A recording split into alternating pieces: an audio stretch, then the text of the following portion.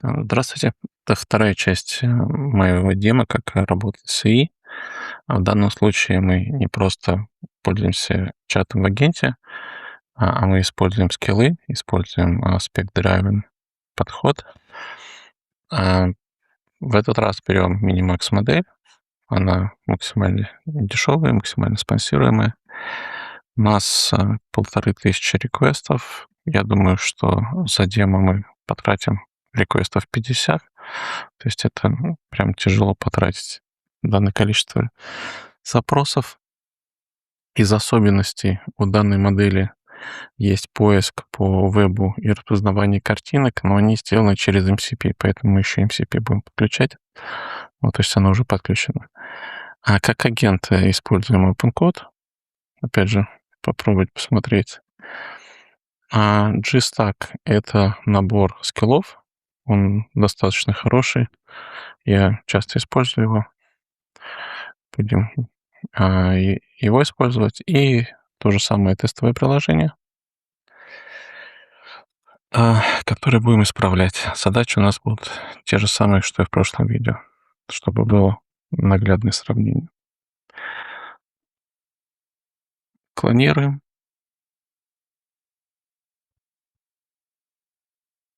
Так, теперь запускаем OpenCode.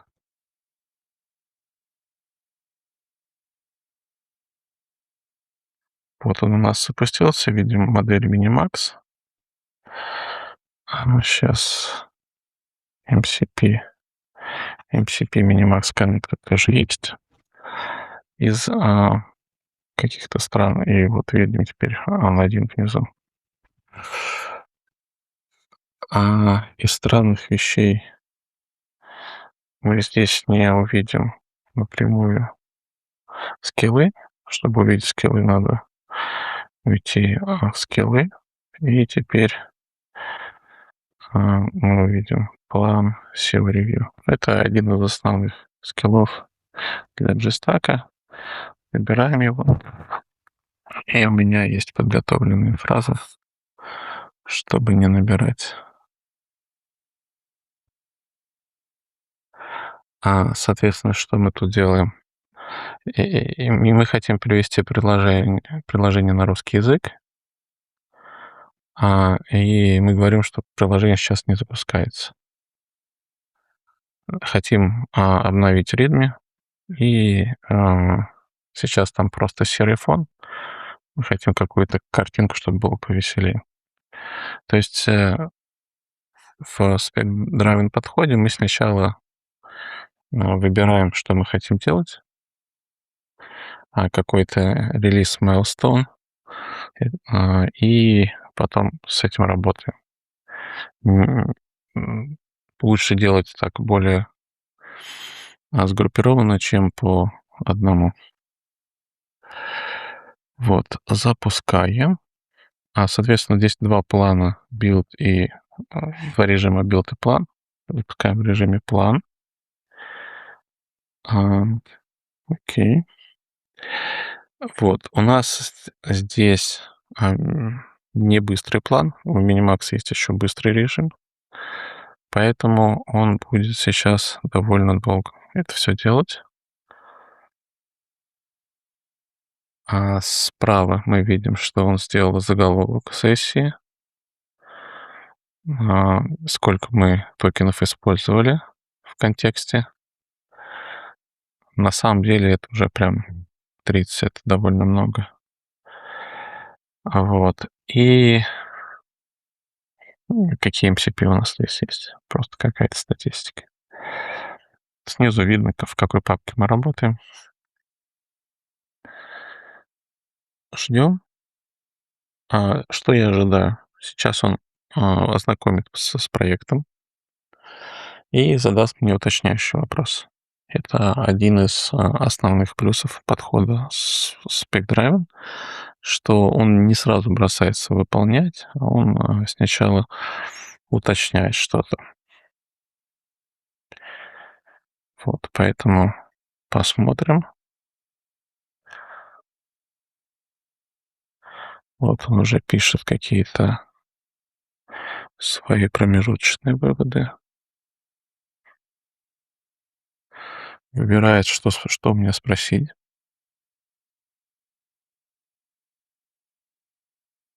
Так, читаем. Что он написал, это важно. План summary. Он выделил 3 задачи, которые я поставил. И задачу запуска четвертую он не выделил.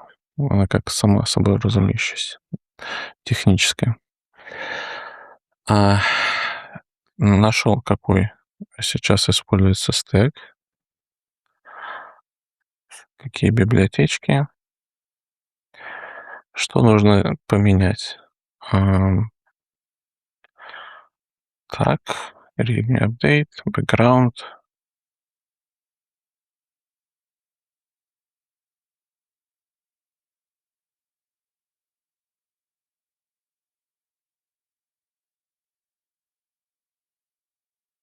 Так,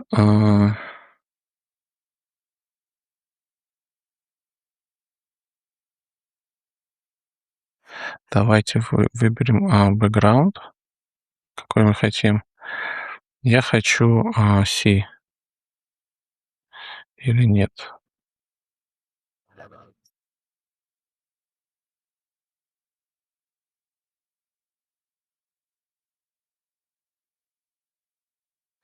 Давайте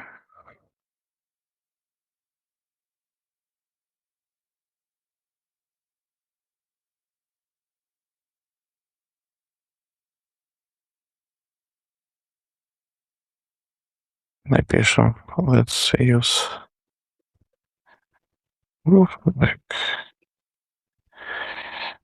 background image from Unsplash.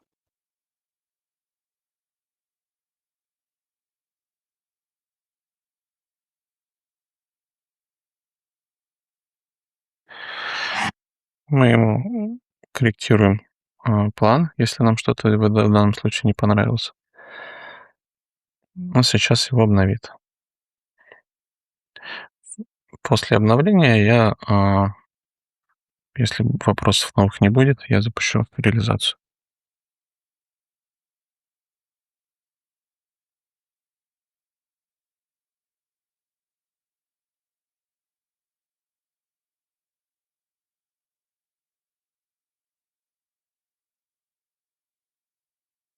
Так, он пишет финальный план.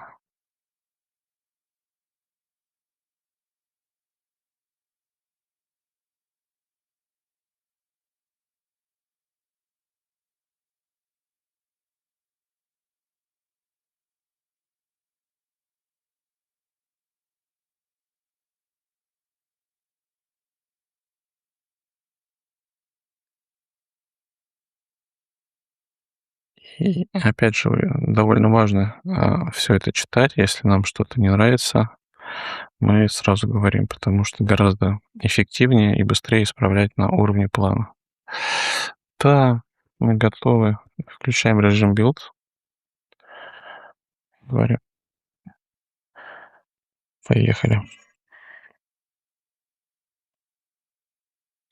Вот, пока он здесь думает, мы можем запустить еще один OpenCode в той же папке. И в данном случае спросить, проанализировать архитектуру, skills, plan, English review и попросить сделать технический план. Зачем он нужен? У нас сценарий, что это какой-то новый для нас проект, мы хотим в нем разобраться. И если будут вопросы по стеку, то возможно поставить задачи по его обновлению, а может и не ставить. Нам просто нужно знать, что сейчас происходит. Довольно часто, когда я работаю реально, я открываю здесь же второе окошко, и здесь какие-то команды, связанные с гитом, запускаю. Вот. При этом можно увеличивать на весь экран.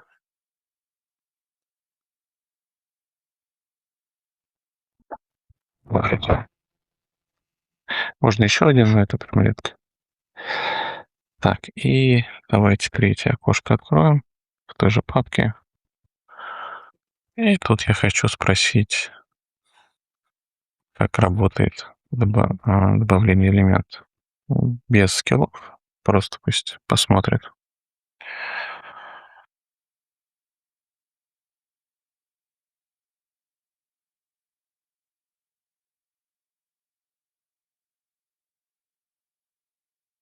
Вот тут пошла реализация. И еще у нас есть команда MMX. Это от, о, от Minimax. Вот мы уже видим, что сейчас потрачено 40 запросов. Потом посмотрим, сколько всего.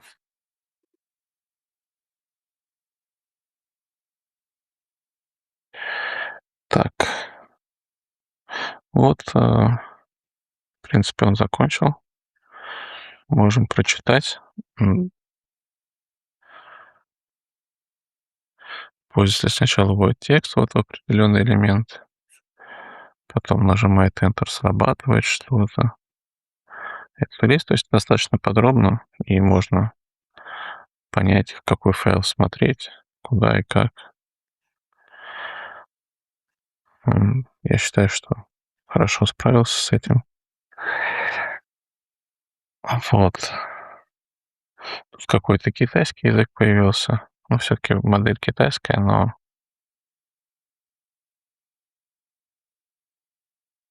сейчас довольно редко такое получается.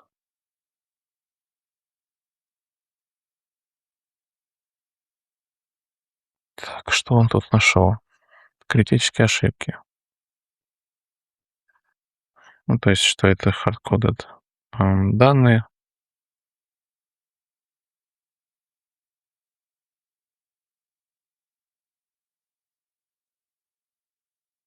Говорит, что два источника правды. Вот что-то можно посмотреть, какие-то версии по рефакторингу, чтобы обновить React. А это, опять же, пища для размышлений. Хотим мы это делать, не хотим. Есть устаревшие библиотеки. Какой-то memory leak нашел. И это все можно исправить, если мы хотим прямо сейчас. Но, скорее всего, мы сначала это хотим обсудить, добавить задачку, не добавить. И Ford это, конечно, ну, непонятно, почему это один день.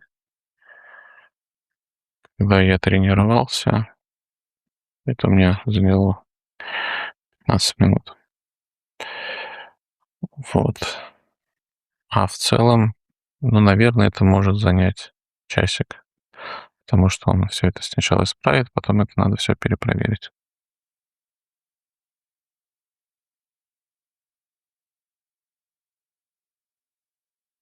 Так, он говорит, что все закончил, что довольно приятно. А, Давайте посмотрим. И сначала сколько у нас токенов? Ну вот 48 токенов на, в принципе, тема. Дальше. Какие файлы изменены?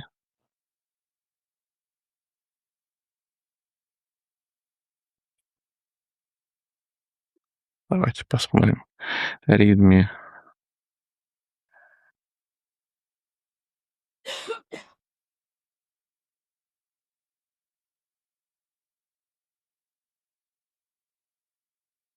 Окей. Нам не понравилось, говорим, please write readme in English. То есть это тоже нормально. если мы что-то проверили, хотим что-то исправить.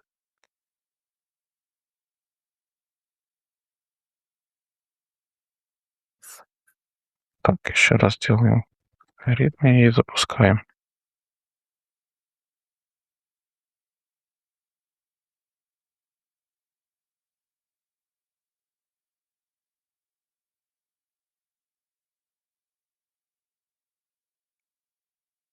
Давайте попробуем стартануть.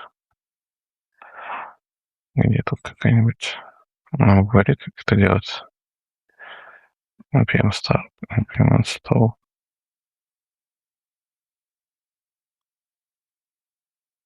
К аритмии теперь смотрим. Да, теперь он на английском. В принципе, все, что мы хотели. Описание стека.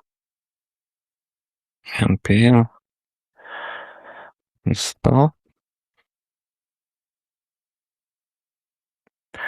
Сейчас минутку, наверное, будет устанавливать. Потом попробуем старт. Скорее всего, оно упадет, потому что у нас старая версия. И в целом, в реальных проектах надо требовать, чтобы он тесты запускал обязательно. И линтеры, и реформат стиля. Просто это все не настроено в этом проекте. Надо все тратить время на настройку. Плюс какие-то общие принципы проекта хорошо прописывать в agents.md, который будет использоваться в каждом промпте, который будет ходить на сервер. Соответственно, он должен быть минимальный, и надо записывать туда только то, что неправильно понял. И, например, я бы туда сейчас записал, что весь текст должен быть на английском языке, например, или на русском, чтобы не было ни китайского, ни смеси русского, английского. Вот. Устанавливается.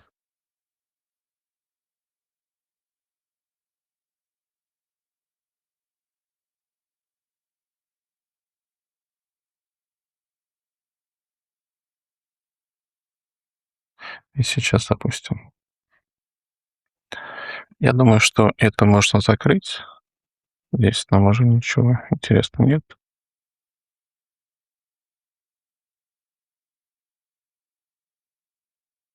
Нам осталось это все дело запустить и посмотреть.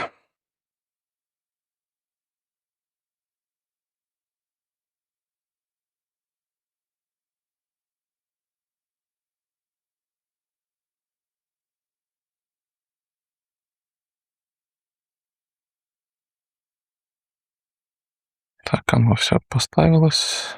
Теперь делаем старт. Оно упало. Соответственно, мы делаем вот так вот все это выбираем. Где тут у нас старт? Идем сюда. Начинаем здесь новую сессию. Skills Investigate. Let's fix. Можем в build режим сразу поставить. Можем в план, чтобы он подтвердил. Я надеюсь, что он с этим разберется с первого раза. Поэтому поставил build. Так, то, что он написал, что старые зависимости, поэтому ничего не запускается. Нужно обновиться.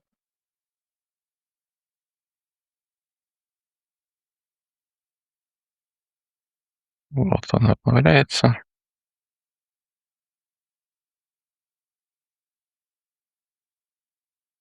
Это тоже займет какое-то время. Несколько минут.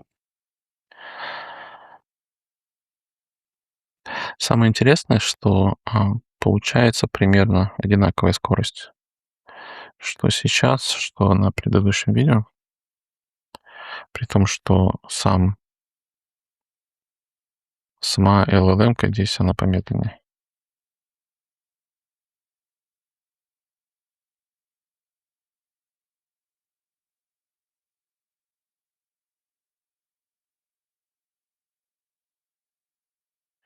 И стоит также понимать, что это все-таки LLM-ки, они на каждый раз, на каждый запуск могут по-разному планировать, по-разному выполнять, поэтому всегда нужно смотреть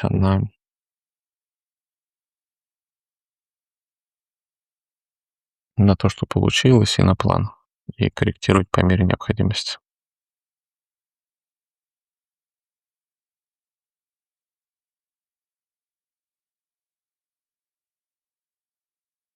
Так, сейчас он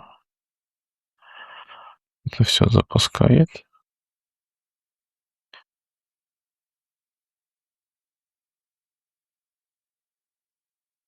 При этом данная LLM, она не самая мощная, но она самая дешевая сейчас.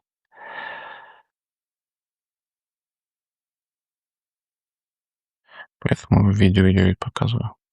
В предыдущем видео был QN, в то время он был бесплатный, сейчас он уже платный.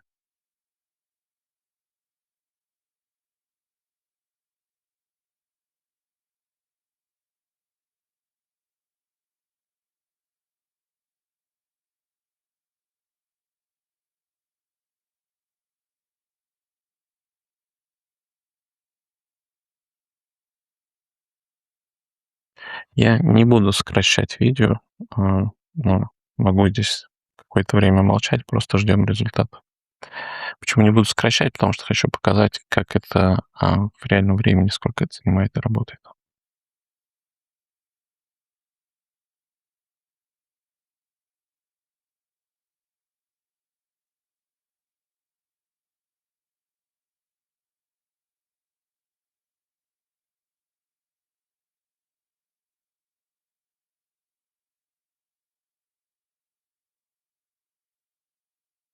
Так, видим, что билд все-таки закончился. Он начал стартовать заново.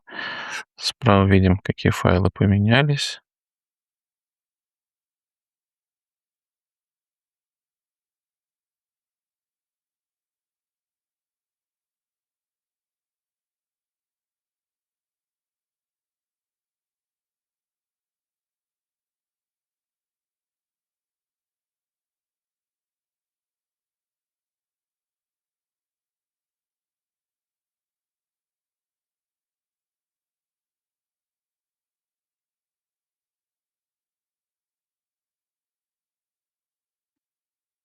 Но опять же, пока ждем. Это тоже что не факт, что он сейчас сразу же исправится все. Вот он написал какую-то ошибку. Сейчас он будет думать, что с ней делать, и дальше исправлять.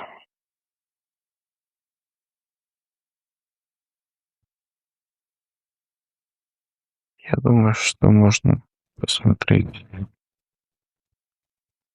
Я тренировался перед записью, потому что мало ли что, у меня записи редко с первого раза получается по разным техническим причинам. И видно, что в тот раз он мне предложил сразу обновиться на White по тем же промптам.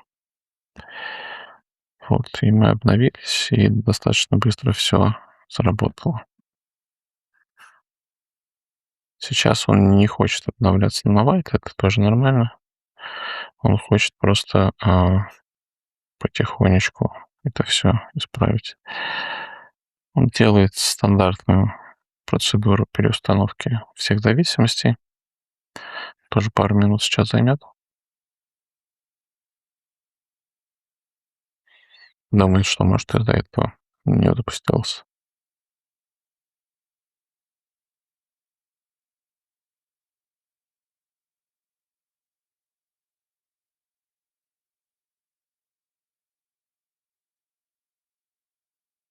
Я думаю, что он с этим всем справится, но просто еще минут 5-10. Поэтому, в принципе, с ИИ довольно часто работает в каком-то параллельном режиме несколько задач, потому что время от времени нужно ждать. Можно пообщаться с менеджерами, если есть какие-то у них вопросы. Можно посмотреть какие-то другие задачи. Это тоже является, может быть, даже и плюсом этого подхода, что нету потока, нету глубокого фокуса. И это нужно делать только в момент, когда спецификация готова или когда нужно отсмотреть измененные файлы.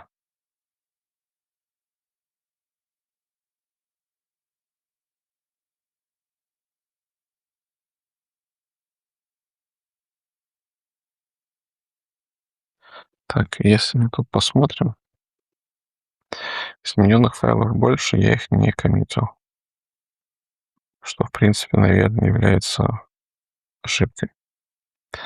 Надо было предыдущую сессию закоммитить, потому что он, в худшем случае он может здесь что-то понаворотить.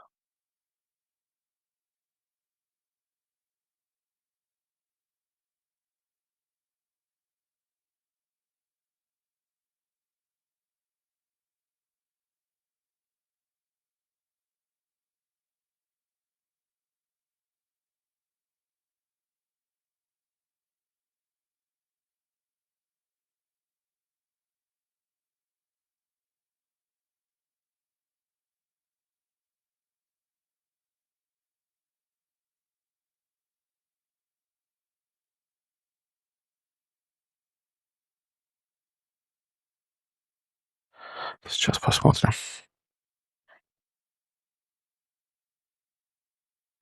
В теории он может даже и не справиться. Это будет интересно.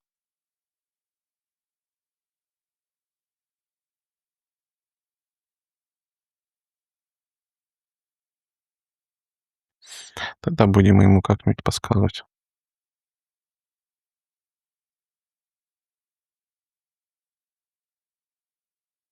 Опять же, какой-то 95-99% задач, они хорошо справляются сами, но в каких-то случаях можно промтами несколько дней пытаться что-то сделать, а у него не будет получаться. Это в том числе на самых лучших моделях.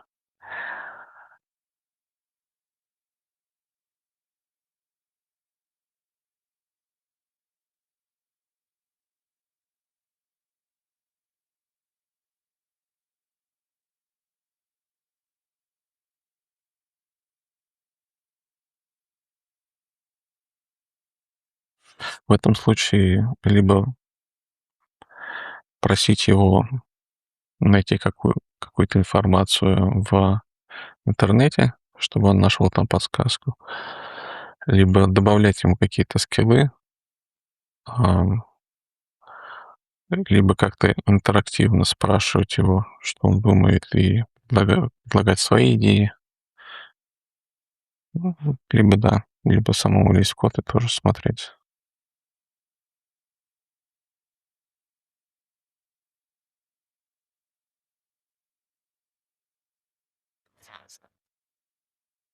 Так,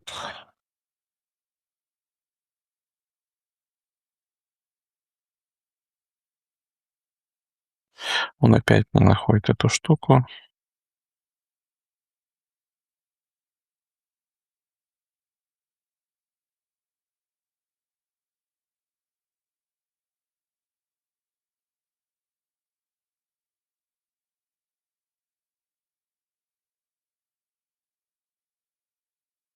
Пытается ее явно установить.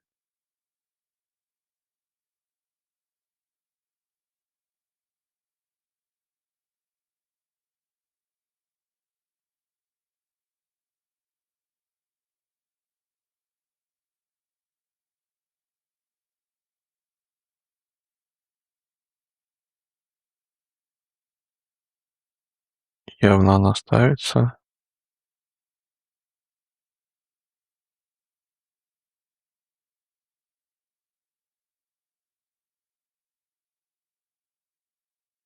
Это не очень, интерактивные видео, чтобы каждые 5 секунд что-то менялось.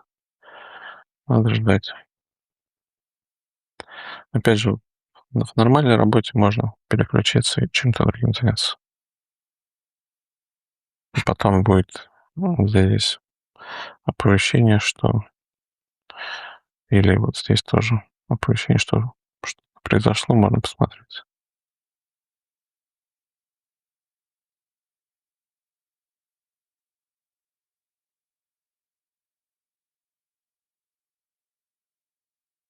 Давайте переключимся.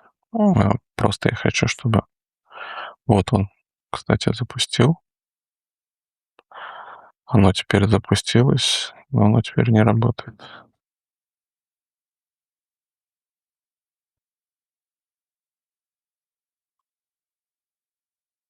И это тоже хорошо. Я надеюсь, он это сам все исправит сейчас.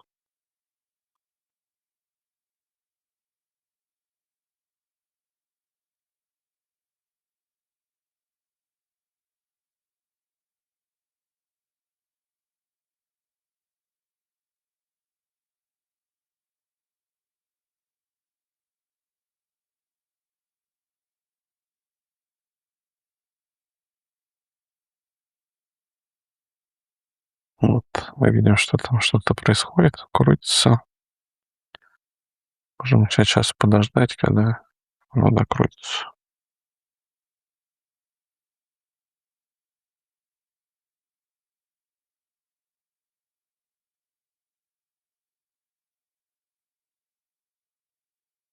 Так, он написал файл compile, проливали. Сейчас он будет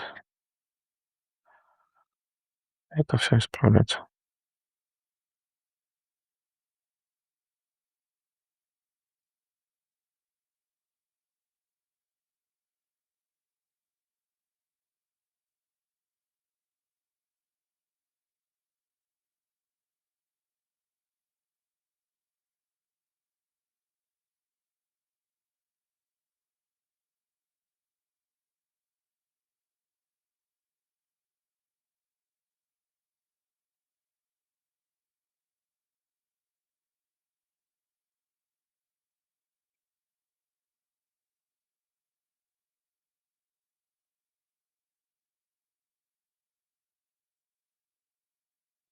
Да, вот он говорит, что это pre-existing ошибки. В каких-то случаях он их оставляет, в каких-то случаях он говорит: "Да, сейчас исправлю". Сейчас решил поисправлять ошибки.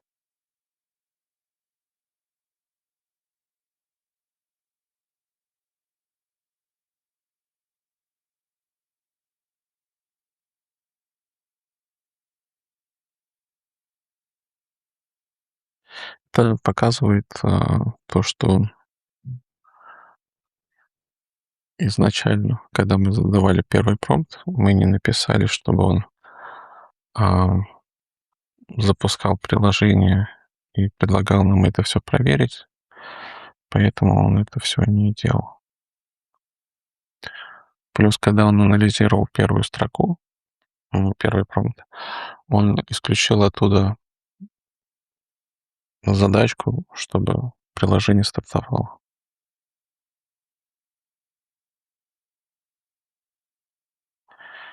Надо всегда стараться давать системе возможность самой себя проверить и исправить. Поэтому в агент CMD, вот в данном случае, или в Cloud AMD, в каких-то других проектах, может быть, нужно прописать, что в конце всегда проверяй, что собирается, проверяй, что тесты запускаются, пиши тесты, такие вещи.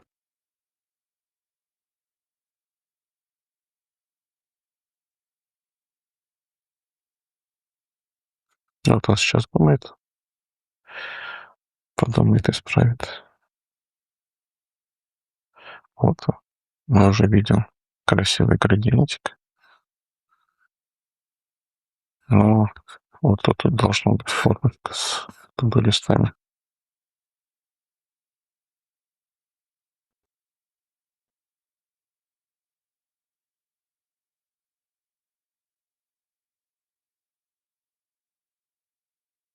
Давайте пока здесь запустим.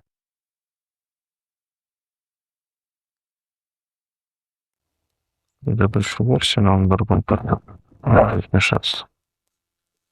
Сразу white. Все запустилось красивенько. Вот это вот картинка из Unsplash. Вот мы такой же ожидаем увидеть сейчас здесь.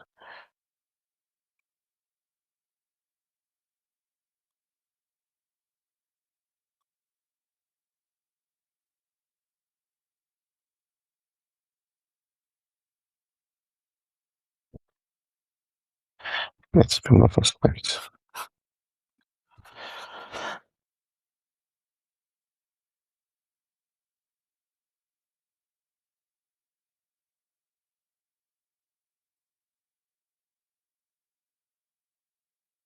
Ну все, просто ждем.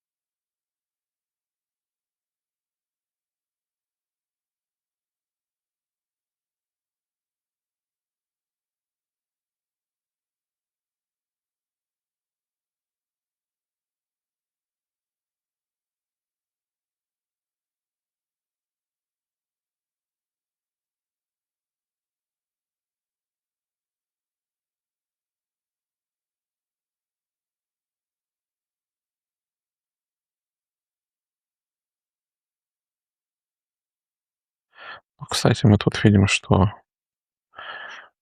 как выбирается локальный язык, что если в локале есть ru, то ru, если нет, то по умолчанию английский.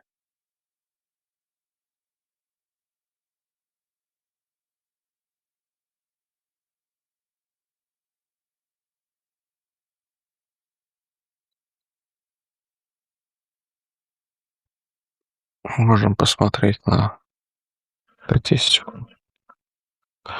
64 пока что. А вот эти два, они про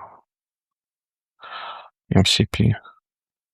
Это распознавание а, картинок, а это поиск по интернету. Они в одном ограничении.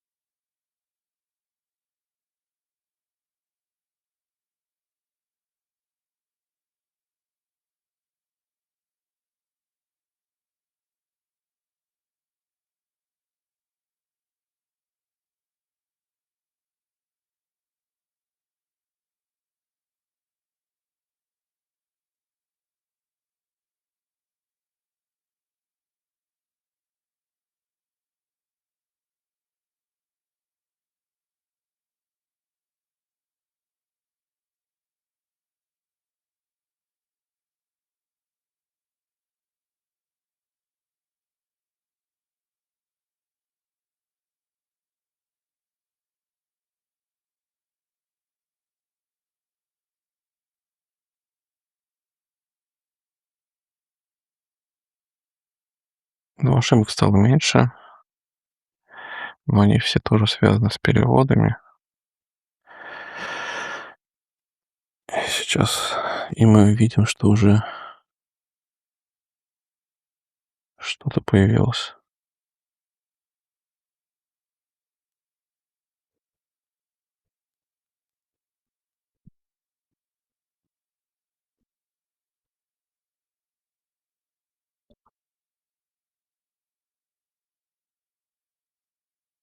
Сейчас он это все проанализирует,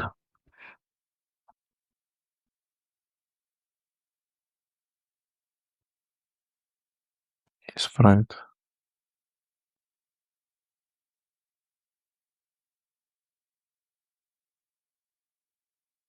Вот.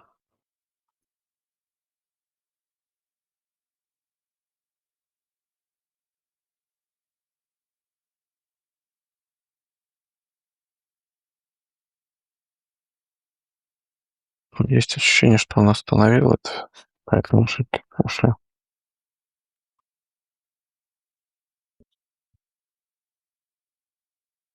Управление, удаление работает, активные показывает, завершенные показывает, все показывает. В принципе, неплохо работает.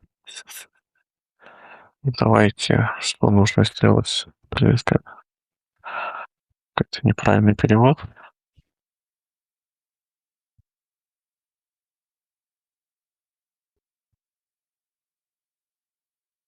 Откроем, исправим это пока skills. План SEO. Можно прям по-русски. Справь.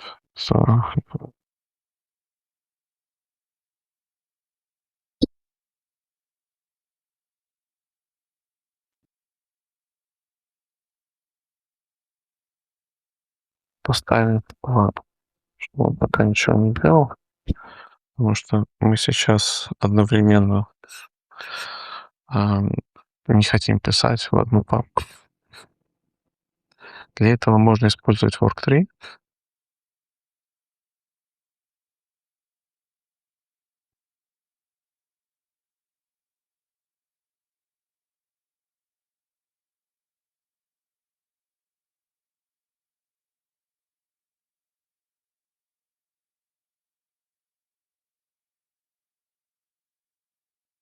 И тогда параллельно этим заниматься.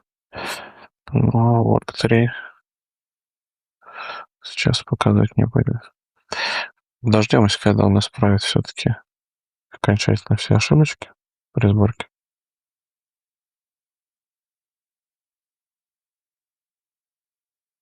И тогда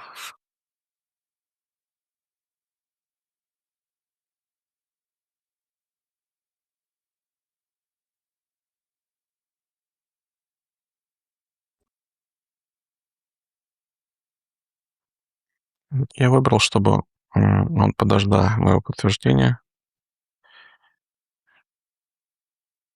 а до этого все проанализировал.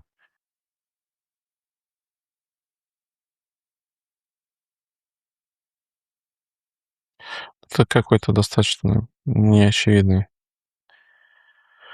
момент. Все-таки сочетание агента, в данном случае OpenCode, и модели Minimax для меня новый, и он по-разному всякое спрашивает.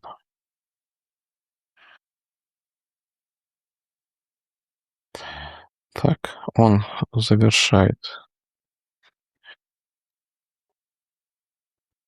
Вот он завершил. И потом будет исправлять.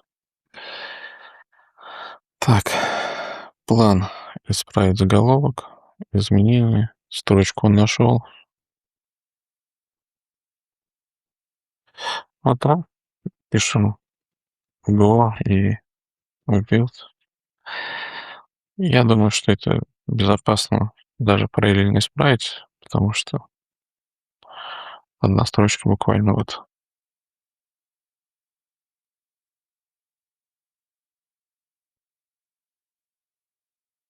М, Не буду коммитить пока. В принципе, все. Я хотел это исправить, я исправил. Можно это закрыть. И дожидаемся здесь.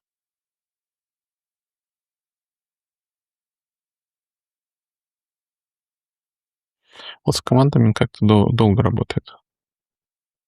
То есть, в принципе, он уже должен был бы это все давно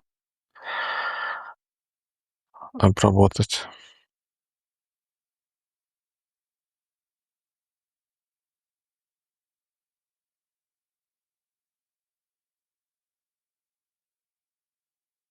Вот думал 2 миллисекунды, а выглядит, как думал, там минут 5.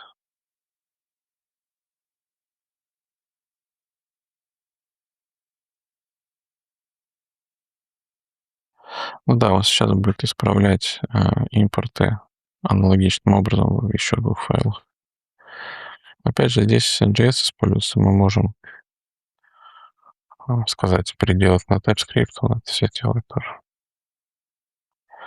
Но в рамках данного видео это делать не будем, это просто случайный репозиторий а, без какой-то реальной пользы от этих изменений, которые мы сейчас делаем.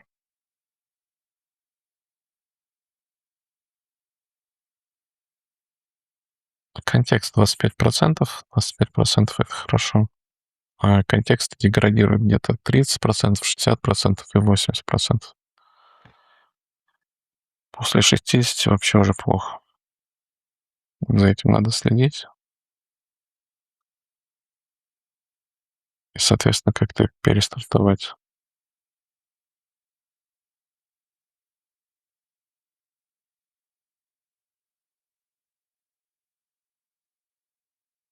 Данная модель, по-моему, 400 тысяч не контекст, или 200 тысяч. Если 25%, 50 тысяч токенов. 200 тысяч.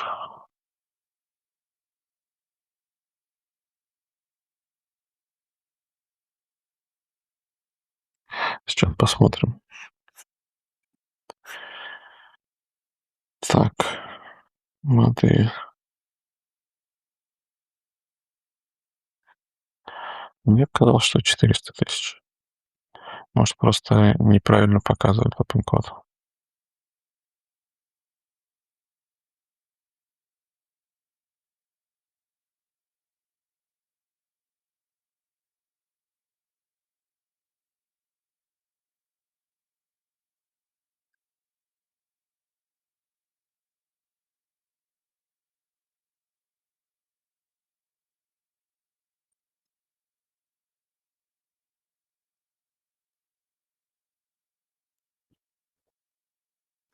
Опять же, запускаем эти вкладки. Open code.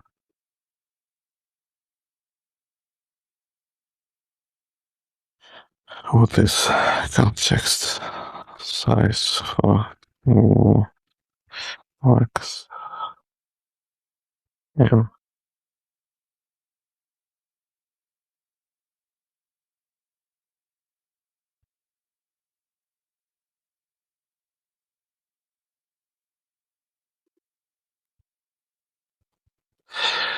Ну, я прошу, чтобы он в интернете это нашел, а не сам придумал.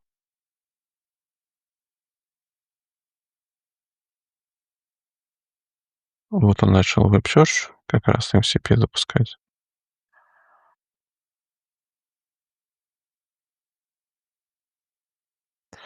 200 тысяч, да. 200 тысяч это, с одной стороны, хорошо, с другой стороны, для больших задач этого не хватает, и в этом случае я бы использовал GetShitDone фреймворк, потому что он пишет спеки, у него главный агент он достаточно маленький, и он запускает под агентов с новыми контекстами. Он ест много токенов, но он контролирует, чтобы мало токенов использовалось, поэтому качество рассуждений модели не ухудшается. И чтобы добиться более качественных результатов на больших задачах, я бы занимался этим. На текущей задаче 25% — это хорошо, не проблема.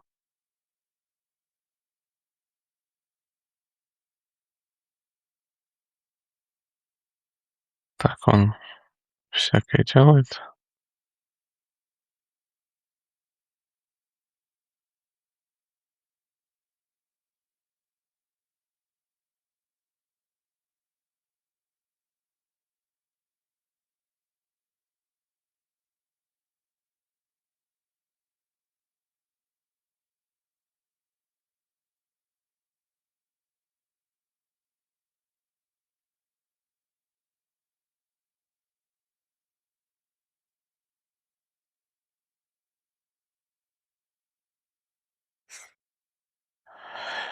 Хочется спросить.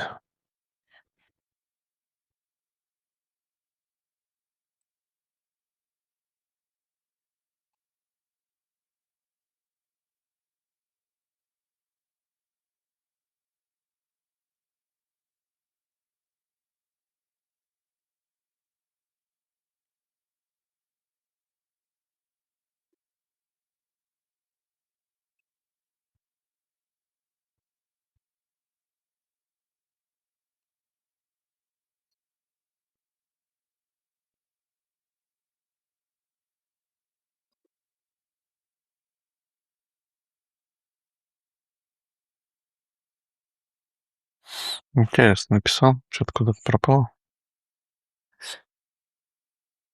Надеюсь, потом появится.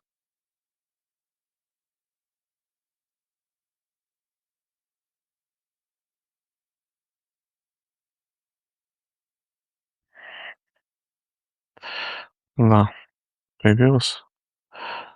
Вот мой список задач, все запустилось, ошибочек нет, все работает.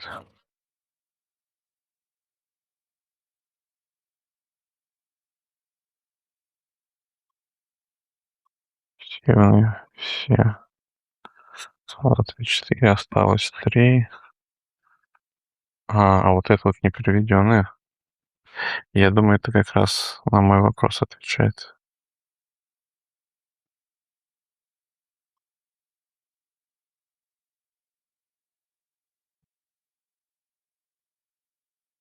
Потому что он экспортирует вот эти штуки, но он не использует перевод, и это он ошибся.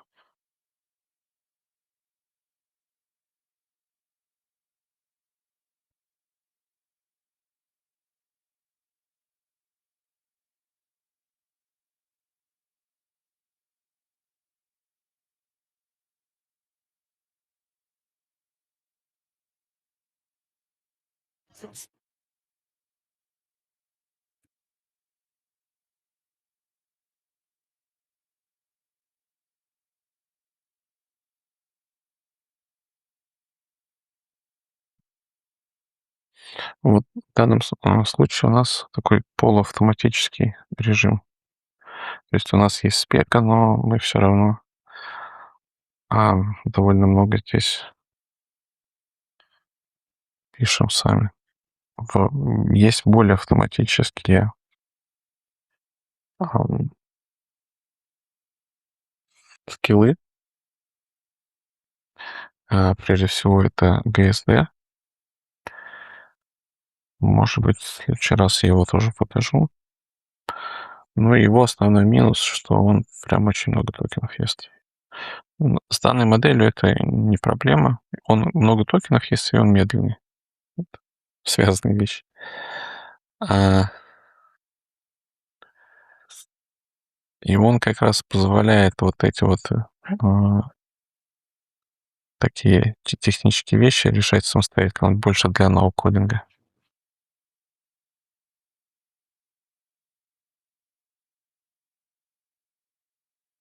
Вот.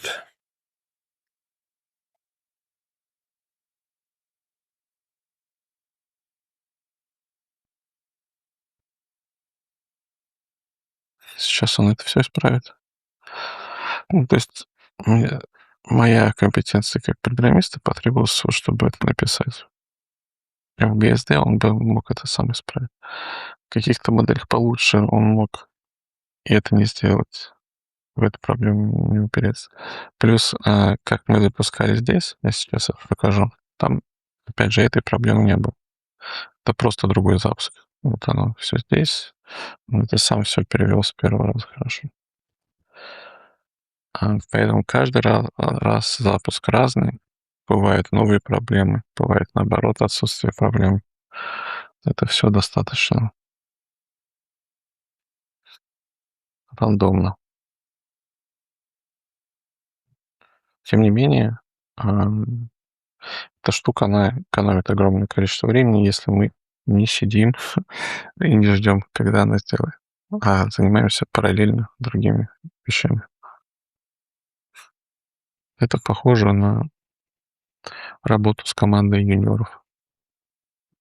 Дал задачу, ждешь результат. Результат принесли, отсмотрел, ам, дал следующую задачу.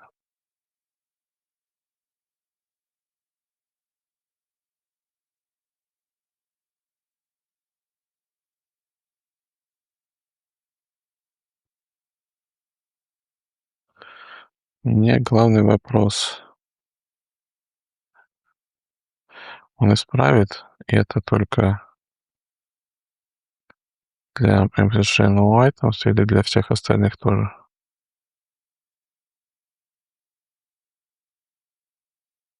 Потому что если no items только, это плохо. Нет, начал для других тоже исправляться.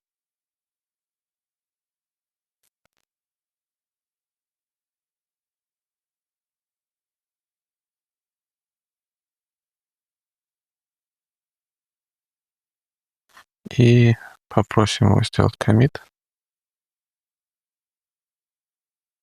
в конце.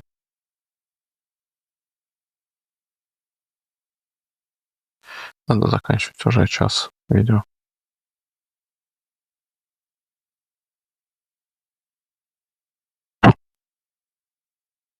Так, вот. Нет, это не то. Тут сейчас не запущено. Запустится видео.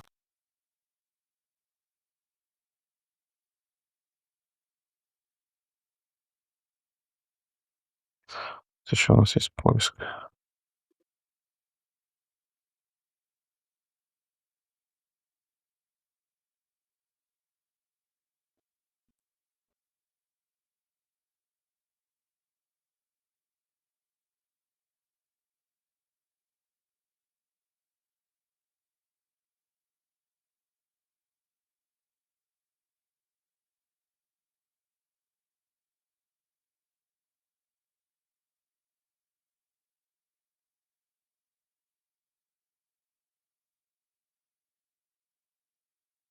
Что мне не нравится в данном подходе, что он как-то не сформулировал плана,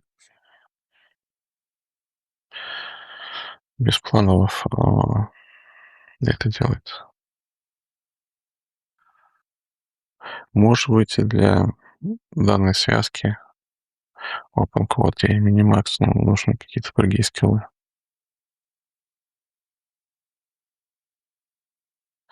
Так, ну он исправил. Давайте стартанем. Так, сколько у нас токенов в итоге потратилось? В итоге мы потратили 90 токенов. Ну, это прям 6% из 5-часовой нормы. Вообще не проблема. Ну, с учетом того, что мы час на это потратили. И делали несколько задач. Так. PM.